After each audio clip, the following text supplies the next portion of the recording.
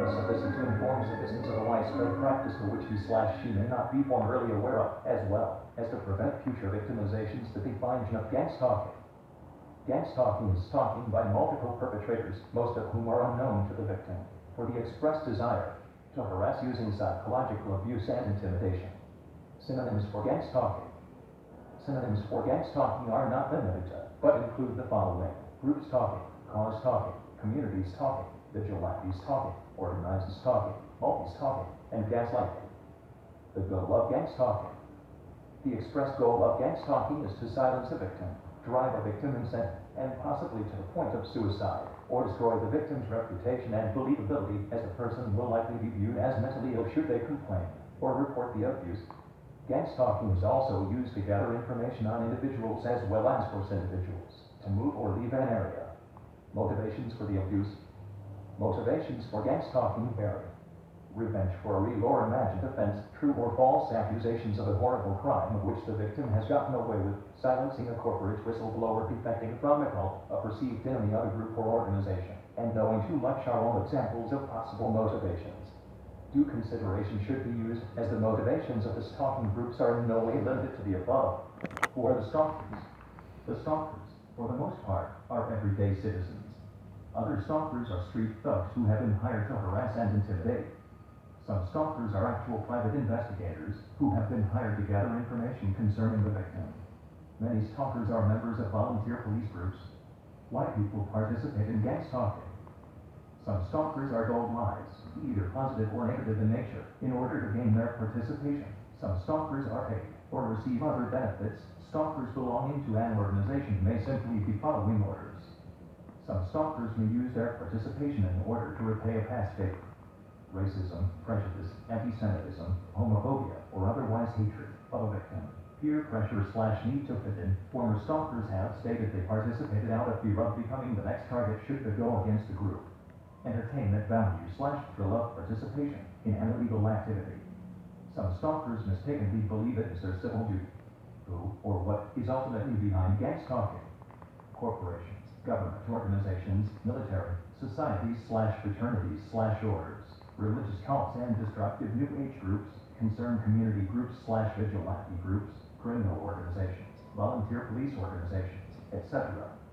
Examples of gang stalking: harassment, slash tires, threatening phone calls, verbal assaults by strangers, property damage, death threats, keeping Tom's following on foot or by vehicle. These are notes and drawings left, loitering, anonymous false accusations to friends, family, and neighbors, character assassination, smear campaigns, blacklisting, psychological abuse, etc. Tactics used by stalkers. Anchoring. Anchoring is a technique employed by stalkers to implant a false motivation or reason behind the stalking, preventing the victim from discovering the truth. In more sinister examples, anchoring involves the implantation of evidence to persuade the victim some other group or organization is responsible for the abuse. Baiting. The term baiting is a stalking tactic used to lure a victim into environments or situations which cause further problems to the victim. Often baiting involves tricking a victim into committing a crime or unknowingly engaging in an illegal activity. Writing.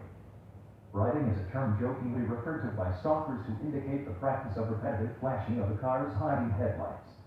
The victim is usually followed and may be flashed from either a tailgating vehicle or a passing or oncoming one. Writing also occurs when red lights are flashed into a victim's home windows. Color harassment. Color harassment is literally the use of color to harass a victim. Usually, monochromatic color schemes are used, though this choice is pretty much up to the stalkers. An example of color harassment would be a line of stalkers in red shirts circling a victim. Color harassment is often combined with other stalking tactics. Convoy. Convoy is a tactic of stalkers referring to the practice of a group of tailgating cars passing repeatedly in front of the home of the victim.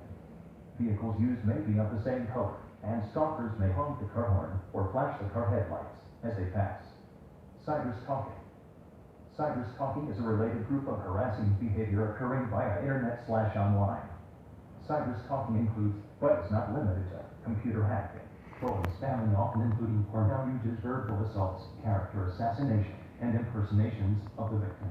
Directed conversation. Directed conversation is a term referring to a stalking tactic using strangers' conversation to both intimidate and to convict the victim. that they are under surveillance. During directed conversation, two or more stalkers will approach near to the target and engage in normal conversation with one another. The conversation is purposefully made at a level so that the victim can adequately hear what is being said. During directed conversation, personal information concerning the victim is inserted into the speech and emphasized by the stalkers in a fashion that most non-victims would not be able to discern as harassment. The purpose of directed conversation is to harass a victim, as well as make the victim appear mentally unstable should they attempt to complain about such abuse. Electronic harassment. Electronic harassment is the use of technological devices to spy on or cause harm to targeted victims. For example, exposure to a high magnetic field has been shown to induce hallucinations in humans, while exposure to intense microwave radiation induces psychotic episodes and causes brain damage. A frequent form of electronic harassment involves beaming a low-frequency homodome into a victim's home or general area. Over time, the exposure causes the victim to lose sleep, become agitated, and suffer the effects of prolonged stress. Such tactics are also being used in cases of hostage situations as well as covert government operations. Electronic harassment. Ghosting. The term ghosting refers to the practice of rearranging or moving of a victim's home furniture, lawn decorations, desk decorations at work, etc. The purpose of ghosting is to make a victim question his or her sanity. Ghosting is also designed to make others question the sanity of the victim, especially if the victim attempts to complain of the abuse. Mimicry. Mimicry is a specialized form of harassment in which the stalkers publicly imitate every movement made by the victim. Mobbing. Mobbing is a term that describes group bullying. Of itself, mobbing is not equated with gang stalking. However, mobbing may be a tactic used by the perpetrators of gang stalking. Noise campaign. A noise campaign is an orchestrated effort to produce stress in a victim through prolonged exposure to significant noise levels. A noise campaign can range from multiple neighbors routinely playing loud music, individual stalkers with air horns or fireworks, or organized repair work that involves a high level of noise. Sensitization. Sensitization is a psychological term referring to the forced association between a stimuli and a corresponding reaction. Stalkers use sensitization to psychologically abuse a victim. For example, if a stalker constantly harasses a victim while wearing a blue baseball cap, then over time the victim will begin to believe anyone wearing a blue baseball cap is a stalker and is coming to harass. Sensitization undoubtedly creates an extreme level of fear in a victim, in direct fulfillment of the intentions of the stalkers. Street theater. Street theater is a term used to describe the odd actions and behaviors that stalkers do in public in an attempt to rile the victim. Such behavior often borders on the extremely bizarre and is aimed at blurring of the boundaries between reality and fantasy in the minds of the victims. Examples of street theater baiting, bribing, color harassment, convey, directed conversation, ghosting, mimicry, noise campaigns, etc. Variations of gang stalking. Gaslighting. The term gaslighting originates from the 1944 film Gaslight. In the movie, the character of Gregory Anton, played by actor Charles Boyer, attempts to drive the character Pauline, played by actress Ingrid Bergman, insane. The phrase gaslighting has come to mean similar actions and behavior as used in the film against a victim.